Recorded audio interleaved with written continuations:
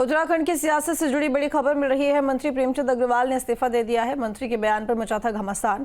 विधानसभा में दिए बयान पर इस्तीफा दिया। मैं भी राज्य आंदोलनकारी रहा हूं, प्रेमचंद ने कहा। मुझे भी योगदान साबित करना पड़ रहा है। तो बता दें आपको कि उत्तराखंड की सियासत से जुड़ी ये बड़ी खबर, जिसमें मंत्री प्रेमचंद अग्रवाल ने इस्तीफा दिया है। मंत्री के बयान पर घमासान मचा हुआ है। विधानसभा में दिए बयान पर इस्तीफा उन्होंने दिया है और उन्होंने कहा कि मैं भी राज्य आंदोलनकारी रहा हूं, मुझे भी योगदान साबित करना पड़ रहा है। तो बता दें आपको कि विधानसभा में मंत्री प्रेमचंद अग्रवाल ने, जिन्होंने एक बयान दिया था, जिसके बाद देखा गया कि उनका विरोध हुआ। पूरे प्रदेश में जगह जगह प्रदर्शन किए गए। ना सिर्फ यहां पर विपक्ष हमलावर रहा, बल्कि आम लोग भी प्रदर्शन करते हुए दिखाई दिए, जिसके बाद आखिरकार अब जाकर मंत्री प्रेमचंद अग्रवाल को इस्तीफा देना पड़ा। जिसके बाद उन्होंने कहा कि मैं भी राज्य आंदोलनकारी रहा हूं, मुझे भी योगदान साबित करना पड़ रहा है।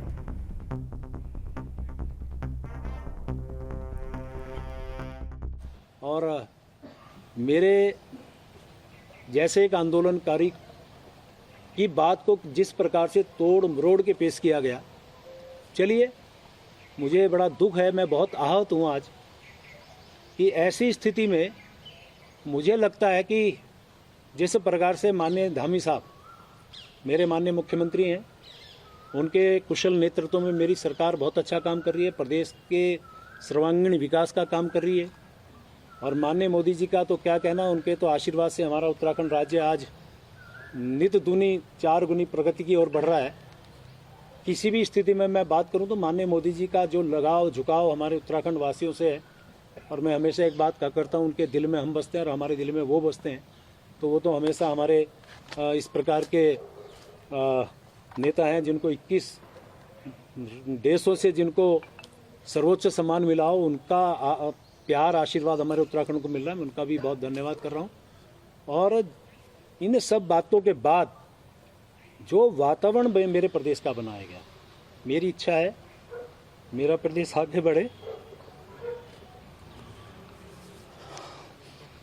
मैं इस प्रदेश को आगे बढ़ाने में मेरे से जो योगदान, जो मेरा हो सकता है, मैं देने को तैयार हूँ। और इसलिए आज मैंने निर्णय लिया है, मैं अपने पद से त्याग पत्र देने माननीय मुख्यमंत्री जी के पास।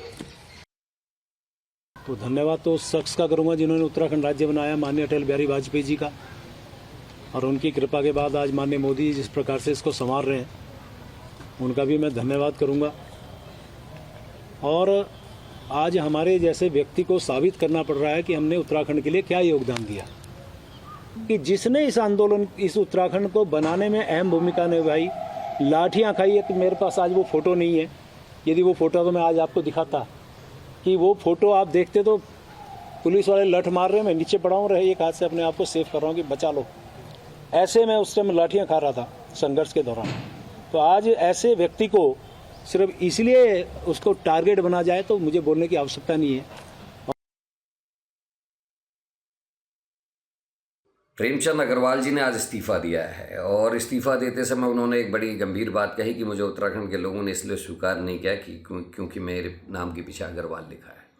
प्रेमचंद अग्रवाल जी, आप कैसे भूल गए कि आपको कई बार विधायक यहीं की जनता ने चुन के भेजा?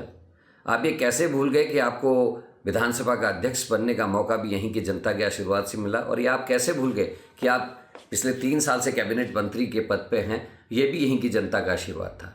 आपने गलत बात कही और उसका नतीजा ये हुआ कि पूरे उत्तराखंड में आग लग गई और उत्तराखंड के लोग नाराज़ हो गए, सड़कों पर उतर गए। आपके पार्टी के अध्यक्ष ने एक और भद्दा बयान दे दिया, उन्होंने कह दिया सड़क छाप लोग जो है आंदोलन कर रहे हैं। तो ऐसी चीज़ों से लोगों में उद्वेलना आती है, लोग नाराज़ होते हैं। आपको ये कैसे भूल गए? आप खुद आंदोलनकारी रहे हैं कि जिस प्रदेश का गठन लोगों की शहादत व लोगों के जेल जाने से, लोगों की प्रताड़ना के साथ हुआ हो, उन लोगों को आप कैसे अपमानित कर सकते थे? आज आपने इस्तीफा दिया है, प्रायश्चित किया है, मैं आपको धन्यवाद देता हूं और मुख्यमंत्री से अपील करूंगा कि जल्दी से जल्दी इस इस्तीफे को स्वीकार करें।